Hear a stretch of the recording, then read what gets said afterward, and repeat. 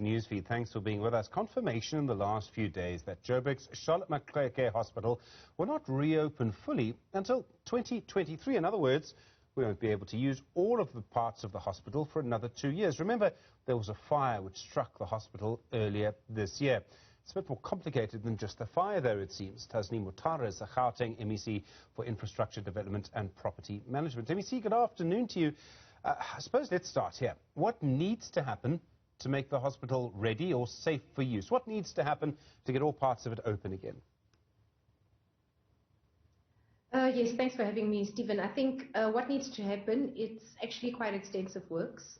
So it is where we are not only just repairing the area that was damaged by the fire, which is the parking and a portion of one of the blocks, but it is ensuring that the entire building is 100% compliant with the current building regulations and standards.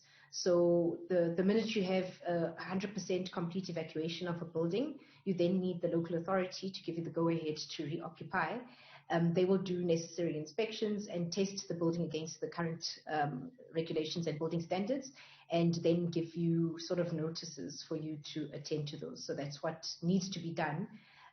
Given the fact that the building was, the hospital was built in the 60s, so it is a very, very old building, and it doesn't necessarily meet the updated national building standards and regulations. So if you hadn't evacuated it, you wouldn't have this problem. You'd be able to use it, even though in reality, whether it's safe or not has got nothing to do with whether you evacuated parts of the building that weren't affected by the fire.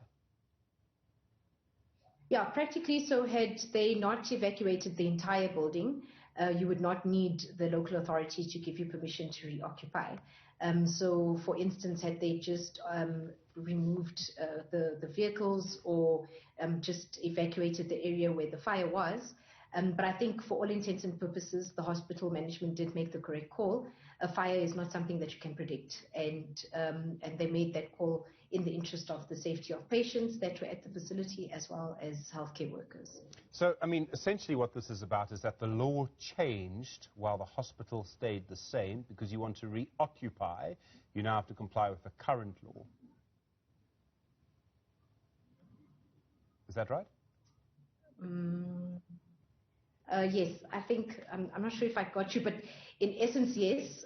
So the national building standards, regulations and standards, they get updated periodically, as well as other aspects of occupational health and safety. So for instance, fire regulations or water regulations, or just the building compliance itself.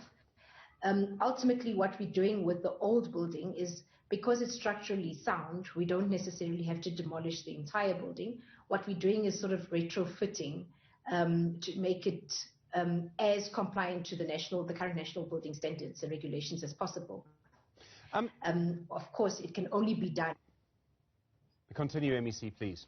Sorry, Stephen, I think I do think we have a problem connecting, and I'm making a comment about Wi-Fi and technology, not about anything else. Let me try and put the question to you again. Let me put it another way, rather. Yes. If I recall that the Premier actually tried to get got a legal opinion, which basically said there was no way you could force the hospital to reopen, I must admit, if I were in government, I'd be very tempted to just change the law. Yes, I think we may find that actually looking at options of adjusting the law might be easier, but it may not necessarily mean that we are competitive, one. Number two, it may not mean that we will be, in terms of the built environment, meet the required standards and regulations of the highest standards. Ultimately, that's what we want. So we want to be able to say that our laws are are competitive enough, our regulations, our building standards, and that's with each industry. They meet stringent requirements that can be even internationally benchmarked. So we had to, yes, we went through a process of getting legal opinion, both the Department of Infrastructure Development as well as just being assisted by the Premier's office, just to be able to say what can we do in practical terms, and what does the law sort of allow within practical terms for us to be able to do. And unfortunately, at the time when the hospital was built, the state agencies and any state property was not held to the same standards as the industry outside. So you could build a building without needing the municipality, without needing the local authority to approve your buildings. That law has since changed, and now whether you build for public or private, you're still held by the same regulations. So that's really what we're dealing with. Parts of the hospital are operational. Parts of the services, especially all services that are outpatient, they are using the hospital because there's no risk to having patients stay in. The rest of the hospital will, as we complete the work in phases, will be handed over for full operationalization. And the COVID-19 ward, that's being used at the moment. Have I got that right? Yes, so the COVID, if you remember, Stephen, during last year when we were preparing hospitals for COVID-19, we did some renovations in that hospital. So when we do renovations, we renovate to also meet current standards and requirements. So the hospital, in terms of the COVID wards, do meet the standards and the requirements as required by the current OHS and compliance. So those, that is the only inpatient service that they are able to use. The rest that they are using is outpatient services. Where they need inpatient services, they have opted to use the new facility at Bara that we put up using alternative building technology. You mean prefabs. I'm not saying that dismissively. You're talking about the temporary structures. Yes. So it's temporary but permanent.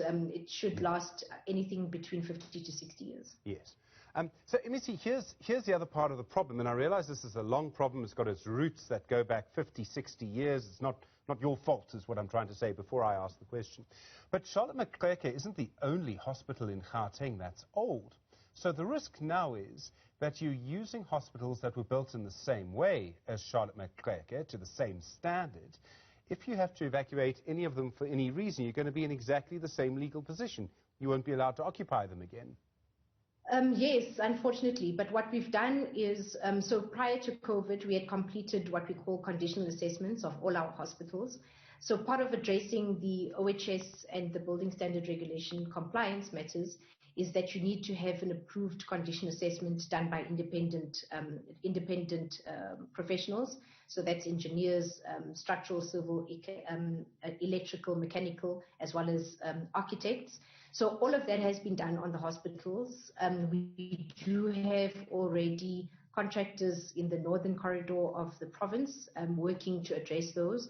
So that's at Jubilee Hospital, at Dr. George Mukhari Hospital, at Weskoppies Hospital.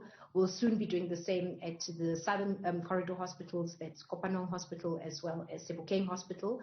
And also in the west and the southern, the eastern and central clusters.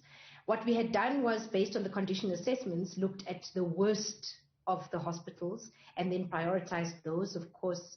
And in fact, it was found that Charlotte was not in such a bad state as the rest of the hospitals. For those that are very familiar with our public sector hospitals, you would know that Jubilee Hospital is one of the worst. Dr. George Mukhari is one of the worst in terms of just OHS and other compliance. So those were prioritized.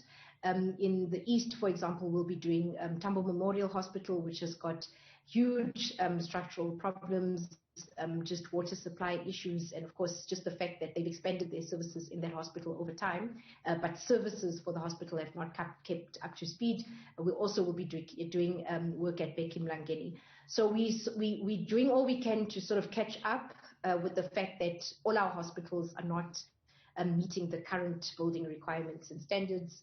And we hope that with the approach that we've taken with the municipalities, because we need the support of the municipalities to be able to get this work done and done correctly. It's a really big job. One of the first things I would suggest, that I presume you've done this already, is to go and look at the fire hydrants, because one of the reasons that Charlotte Maxeke had to be evacuated was that the fire hydrants weren't working properly, and there's facilities in hospitals, even ones built like this, that actually are supposed to put out a fire. Have you been able to check the fire facilities in other hospitals? Yes, so we've done fire assessments at all the hospitals. So in fact, one of the issues at Charlotte was that you have a fitting that, so you upgrade, for instance, the fire trucks, with fittings, but you don't necessarily update the fire hydrants with the connecting fitting. So those two linkages were not meeting each other. They had to then find an alternate. What we've since done, though, is on the entire hospital is updated those fire hydrants in terms of the external, and then internally we do have fire extinguishers. So all our hospitals do have fire extinguishers. What we have done is then we are now busy just updating and making changes to couplings where we need to on fire hydrants which are outside. We've also had to assess and then look at increasing capacity. So, for instance, at Dr. George, we've added additional fire hydrants because the water supply was insufficient. At Jubilee, we've done the same. So those in terms of, but when the local authority looks at whether the facility is compliant, it looks at it end to end. So it doesn't look at it in a sort of piecemeal approach. It doesn't look at one aspect and not the other. You've got to have everything fully 100% compliant. So water's got to be compliant. Your electrical fittings have to be compliant. Its structure has to be compliant. MEC Tasneem Motara we're beginning to lose you on the Wi-Fi connection there, I'm afraid. I do apologize. Thank you. Tasneem Motara is the MEC for Infrastructure Development and Property Management in the province of Gauteng. Well,